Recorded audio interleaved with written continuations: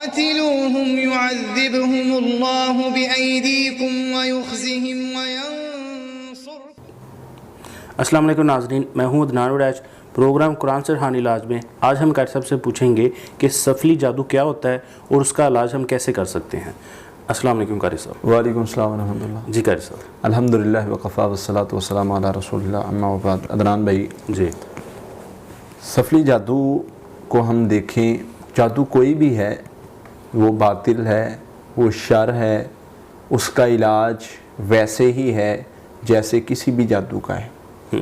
جادو کے مختلف نام ہم نے رکھے ہوئے ہیں۔ اصل میں وہ بابے جو ہیں وہ لوگوں کو ڈراتے ہیں کہ تمہارے پر فلاں قسم کا جادو ہے، یہ بڑا خطرناک ہے، اس لیے لوگ اس طرح کے سوال جو ہیں وہ پوچھتے ہیں۔ ایسے ہی ہوتا ہے، کوئی میں نے بہت ساری ایسی باتیں سن رکھی ہیں جو بندے کو ڈرانے کے لیے، کبھی روحیں آ گئیں آپ کے گھر میں، بد روحیں آ گئیں۔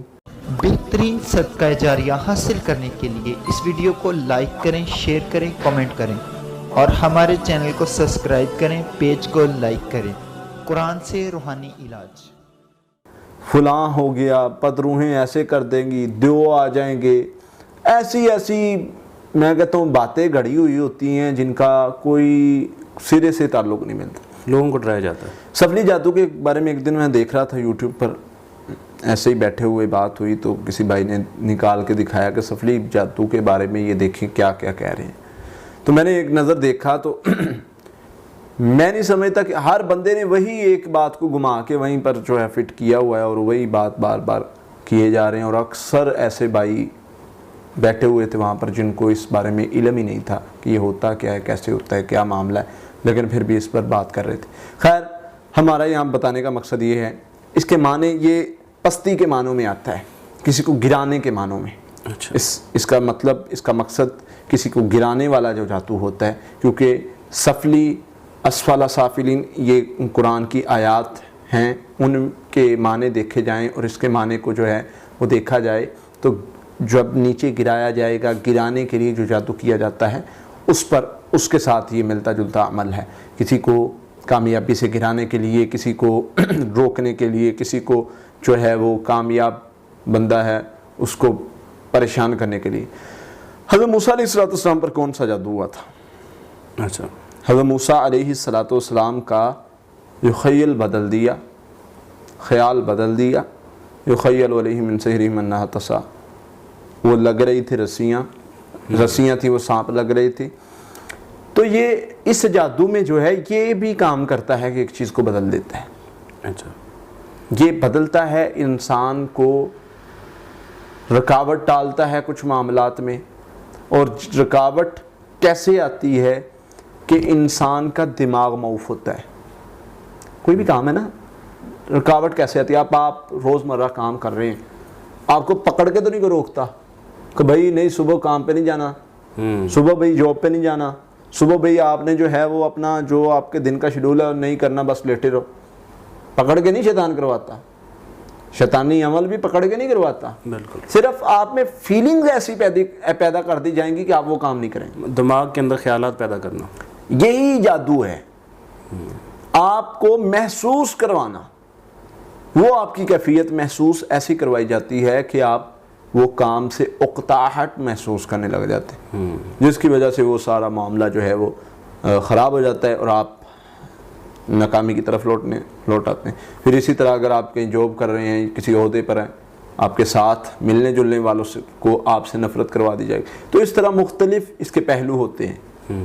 یہاں پر ہمارے حضرت موسیٰ علیہ السلام پر جو جادو ہوا، ان کو جو محسوس کروایا گیا، اس کے بعد انہوں نے جو علاج کیا، سورۃ یونس میں وہ ذکر ہے، ان اللہ سیبطلہ ولما القوا قال موسیٰ ما جئتم بہ السحر ان اللہ سیبطلہ ان اللہ لا یصلح عمل المفسدین۔ اللہ تعالیٰ نے واضح طور پر بیان فرمایا ہے، سورہ یونس آیت نمبر 81 ہے۔ تو یہ اس جادو کا علاج ہے۔ اچھا، اس کی علامات میں بھی انسان خود کو گرتا دیکھتا ہے، خواب میں خود کو گرتا دیکھتا ہے، بار بار کسی اونچی جگہ سے بار بار دیکھتا ہے کہ وہ گر رہا ہے بار بار، یا اس کو کوئی گرا رہا ہے یا بے بس ہے، تو یہ اس کی علامات میں آتا ہے۔ اب آتے ہیں اس کے علاج کی طرف۔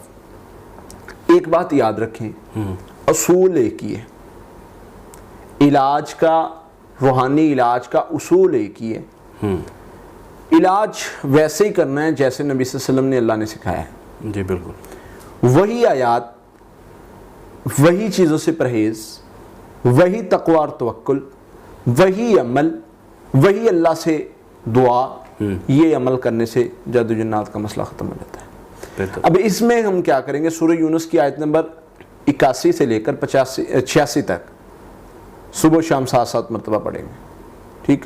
اس کے ساتھ لا حول ولا قوت الا باللہ، یہ بہت اہم ہے اس عمل کے حوالہ سے، اچھا، کیونکہ یہ دماغ میں وسوسے جب آتے ہیں، کام کرنا نہیں دینا، کسی کام سے روکنا اور کسی غلط کام کی طرف چلا دینا، یہ جب انسان کو پستی کی طرف گرایا جاتا ہے تو اسی طرح کروایا جاتا ہے، اس کو فیل کروانا، اس کو اس طرف لے جانا جو نہیں کرنا چاہیے۔ تو لا حول ولا قوت الا باللہ جب بندہ پڑھتا رہتا ہے ریلیکس ہو جاتا ہے۔ نبی صلی اللہ علیہ وسلم 99 بیماریوں کی شفا ہے۔ بہتر۔ تو یہاں پر کیا ہوتا ہے، جب انسان یہ پڑھتا ہے کہ لا حول ولا قوت الا باللہ، اللہ نہ میں اچھا خود سے کر سکتا ہوں، نہ برائی سے بچ سکتا ہوں، برے سے خود بچ سکتا ہوں، الا باللہ مگر تو چاہے تو۔ بے شک بے شک، جب بندہ اللہ پر ڈالتا ہے اللہ بچا لیتے ہیں۔ بالکل ایسے ہی۔ اس کو کلمے کو 300 بار صبح و شام، اور اس کے ساتھ سورہ فلق ناس۔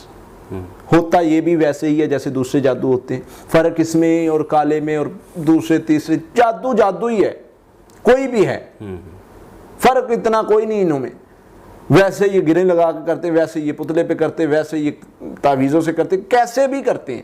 ہمیں صرف یہ بتایا گیا سورہ فلق اور سورہ ناس، اللہ نے سب چیزیں اس میں لے آئے، ہر طرح کا جادو، ان کو پڑھنا شروع کر دیں۔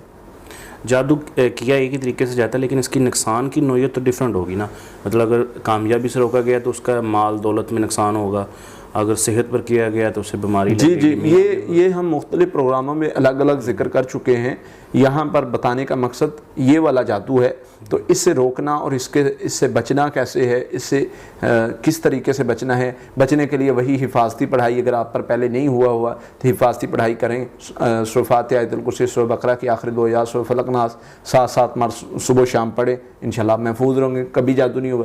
یہاں پر جو ہے سورہ یونس کی آیت نمبر 81 سے 86 تک 7 بار صبح و شام، اور سورہ فلق ناس 41 بار صبح و شام، لا حول ولا قوت الا باللہ 300 بار صبح و شام، یہ پڑھائی شروع کر دیں۔